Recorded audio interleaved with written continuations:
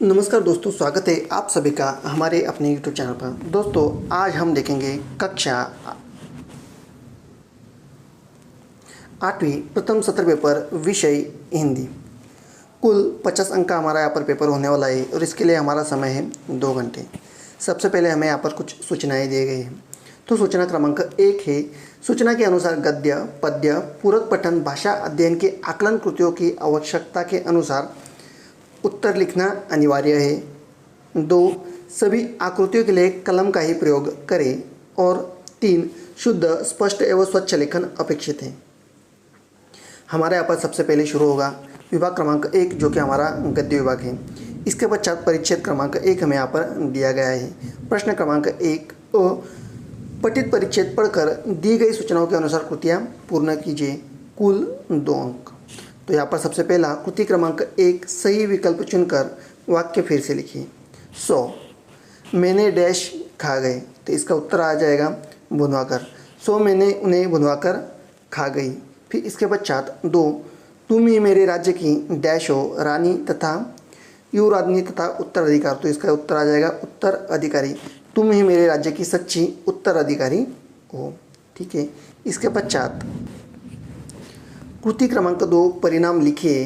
तो ये कुल 2 अंक के लिए। तो यहाँ पर सबसे पहला गेहूं के दानों को बोने का परिणाम। तो इसका उत्तर, एक दाने से लाखों दाने तैयार हुए। तथा इसके पश्चात 2, सभी के उत्तर सुनकर राजा पर इसका परिणाम हुआ। तो इसका उत्तर, राजा ने अपने राज्य के लिए उसका उत्तराधिकारी चुन लिया। ठीक है। इसके पश्चात कृति क्रमांक 3, शब्द संपदा। 1, निम्नलिखित शब्दों के वचन बदलकर लिखिए। तो सबसे पहला है यहाँ पर फसल तथा दूसरा है यहाँ पर हवाई। ठीक है। तो फसल का हो जाएगा फसलिया और तथा हवा का हो जाएगा हवाई। ठीक है। इस तरह से इसके उत्तर आ जाएंगे।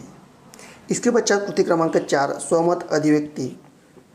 कुल 2 अंक के लिए हमें यहाँ पर पूछा गया है। अपने आसपास में घटित चतुराई से संबंधित घटना लिखिए। ठीक है।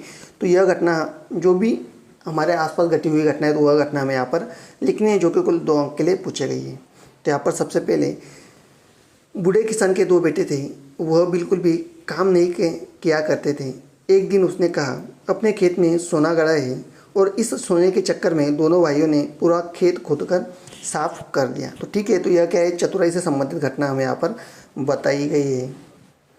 फिर इसके पश्चात पठित परिच्छेद पढ़कर दी गई सूचनाओं के अनुसार आकृतियाँ पूर्ण कीजिए। कुल यहाँ पर 2 अंक। तो कृति क्रमांक 1 है, आकृति पूर्ण कीजिए। लेखक ने डॉक्टर राम कुमार को यहाँ देखा था।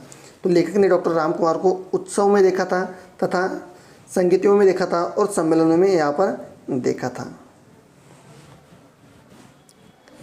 इसके पश्चात कृति क्रमांक 2, लेखक ने दिमाग में उठने वाले विचार। तो यहाँ पर पहला विचार था, डॉक्टर साहब कैसे होंगे, तथा दूसरा विचार था, कैसा होगा उनका व्यवहार। इसके पश्चात 2, डॉक्टर राम कुमार यहाँ रहते थे। तो इसका उत्तर है, तो डॉक्टर राम कुमार मधुबन में रहते थे। ठीक है। हमें यहाँ पर जो गद्यांश दिया गया है वह गद्यांश हम अच्छे से पढ़ लेंगे। सबसे पहले, सुबह का समय था, मैं डॉक्टर राम कुमार वर्मा जी के पास प्रयाग स्टेशन में स्थित निवास मधुबन की ओर पूरी रफ्तार से चले जा रहा था, क्योंकि 10 बजे उनसे मिलने का समय तय था। वैसे तो मैंने डॉक्टर साहब को विभिन्न उत्सवों, संगोष्ठियों एवं सम्मेलनों में देखा था, परंतु इतने निकट से मुलाकात करने का यह मेरा पहला अवसर था। मेरे दिमाग में विभिन्न विचारों का ज्वर उठ रहा था। कैसे होंगे डॉक्टर साहब, कैसा होगा उनका व्यवहार, उच्च साहित्य मनीषी का आदि, इन तमाम उठते और बैठते विचारों को मैंने उनके निवास स्थान मधुबन में प्रवेश किया। काफ़ी साहस करने पर दरवाजे पर लगी घंटी बजाई। नौकर निकला और पूछा, क्या आप अनुराग जी हैं? तो मैंने उत्तर में सिर्फ हाँ कहा। उसने मुझे ड्राइंग रूम में बिठाया और यह कहते हुए वह चला गया, डॉक्टर साहब आ रहे हैं। इतने में डॉक्टर साहब आ गए।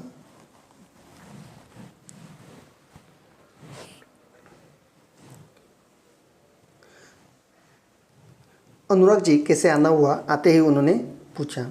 इसके पश्चात कृति क्रमांक 3, शब्द संपदा। निम्नलिखित शब्दों के समानार्थी तथा पर्यायवाची शब्द लिखिए। तो सबसे पहला यहाँ पर है नौकर। तो नौकर का हो जाएगा सेवक, तथा दूसरा है मुलाकात। तो मुलाकात का यहाँ पर हो जाएगा बातचीत। 2, निम्नलिखित शब्दों के प्रत्यय जोड़कर नए शब्द यहाँ पर बनाइए। तो सबसे पहला यहाँ पर है तो व्यवहार। तो व्यवहार का हो जाएगा व्यवहारिक। तथा 2 है विचार। तो विचार का हो जाएगा यहाँ पर वैचारिक। कृति क्रमांक 4, स्वमत अभिव्यक्ति। उत्तम साहित्य के लिए संगोष्ठी सम्मेलन आवश्यक है। इस विषय पर हमें अपने यहाँ पर विचार लिखने हैं। इसके पश्चात विभाग क्रमांक 2 जो कि हमारा यहाँ पर पद्य विभाग हमें यहाँ पे दिया गया है। पद्यांश क्रमांक 1 जो हमें यहाँ पर पद्यांश दिया गया उसे हम अच्छे से पढ़ लेंगे। माई समुद्र जिसकी पद रज को नित्य धोकर करता तुझको प्रणाम, मैं वे चरण दबाऊँ सेवा में तेरी माता, मैं भेदभाव तुझ कर वह पुण्य नाम तेरा प्रतिदिन सुनो सुनाऊँ, तेरे ही काम आऊँ तेरा ही मंत्र गाऊँ, मन और देह में तुम पर बलिदान मैं जाऊँ। कृति क्रमांक 1 पूर्ण कीजिए। कवि मातृभूमि के प्रति अर्पित करना चाहता है तो इसका उत्तर है एक मन तथा दूसरा है देह। ठीक है, तो कवि मातृभूमि के प्रति मन और देह अपना क्या करना चाहता है तो अर्पित यह करना चाहता है। इसके पश्चात कृति क्रमांक 2 एक शब्द के लिए उत्तर लिखिए। तो यहाँ पर सबसे पहला है मातृभूमि के चरण धोने वाला, तो उत्तर पुत्र तथा 2 प्रतिदिन सुनने सुनाने योग्य नाम, तो वह है पुण्य नाम। इसके पश्चात कृति क्रमांक 3 शब्द संपदा, तो इसमें से एक निम्नलिखित शब्दों के पर्यायवाची शब्द लिखिए। एक है माता तथा दूसरा है चरण। तो माता इस शब्द का पर्यायवाची शब्द हो जाएगा माई तथा चरण इस शब्द का पर्यायवाची शब्द हो जाएगा पाव। इसके पश्चात 2 निम्नलिखित शब्दों में से प्रत्यय जोड़कर नया शब्द बनाओ, तो वह पहला हो जाएगा यहाँ पर बलिदान तथा दूसरा पुण्य। इसके पश्चात कृति क्रमांक 4 स्वमत अभिव्यक्ति जो कि कुल 2 अंक के लिए यहाँ पे हमें पूछा गया है। मातृभूमि की सेवा में जीवन अर्पण करना प्रत्येक मनुष्य का कर्तव्य है। कथन पर अपने विचार लिखिए। ठीक है। इसके पश्चात पद्यांश क्रमांक 2 पठित पद्यांश पढ़कर दी गई सूचनाओं के अनुसार कृतियाँ पूर्ण कीजिए। कुल 2 अंक। कृति क्रमांक 1 प्रवाह तालिका पूर्ण कीजिए। कवि ने इन बातों से सीख लेने को कहा है, तो पहला पटाखे, दूसरा रोशनी, तीसरा कटु वचन तथा तो चौथा मीठी बोली। पटाखे की तरह फटने से पहले रोशनी के रंग घोलना सीख लीजिए। कटु वचन तो सदा बोते हैं काटे, मीठी बोली के गुल रोपना सीख लीजिए। ठीक है